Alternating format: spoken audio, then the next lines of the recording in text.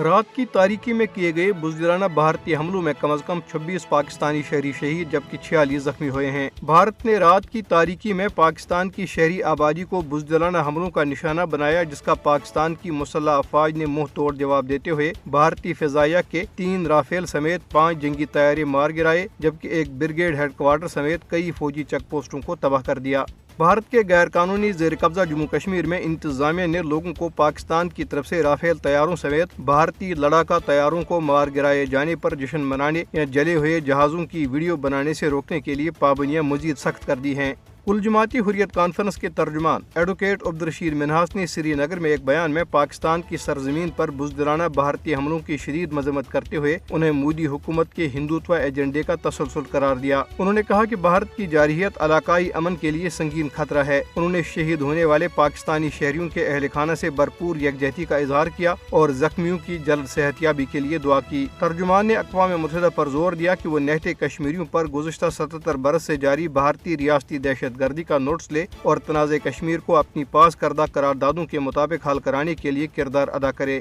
آزاد کشمیر کے دارالحکومت مظفر آباد میں بھارتی ریاستی دہشت گردی کے خلاف اور پاکستان کی مسلح افواج کے ساتھ اظہاری یکجہتی کی غرض سے ایک ریلی نکالی گئی، جس میں لوگوں کی بڑی تعداد نے شرکت کی۔ پاسبانی حریت کے زیر اہتمام احتجاجی ریلی کے شرکاء نے بھارت کی جارحیت کا منہ توڑ اور دندان شکن جواب دینے پر پاکستان کی افواج کو شاندار خراج تحسین پیش کیا۔ اس موقع پہ شرکاء نے رات کی تاریکی میں پاکستان پر بھارتی جارحیت کی شدید مذمت کی اور اس جارحیت کے نتیجے میں شہید ہوئے 26 سے زائد افراد کو خراج تحسین پیش کیا اور زخمی افراد کی صحت یابی کے لیے دعا کی۔ شرکاء نے کہا کہ افواج پاکستان نے بھارت کے 5 جہاز اور 2 ڈرون گرا کر بہادری اور شجاعت کی نئی تاریخ رقم کی اور بھارت کو زخم چاٹنے پر مجبور کیا۔ شرکاء نے اس عہد کی تجدید کی کہ وہ پاک فوج کے شانہ بشانہ بھارت کی جارحیت کا مقابلہ کرنے کے لیے ہر دم تیار ہیں۔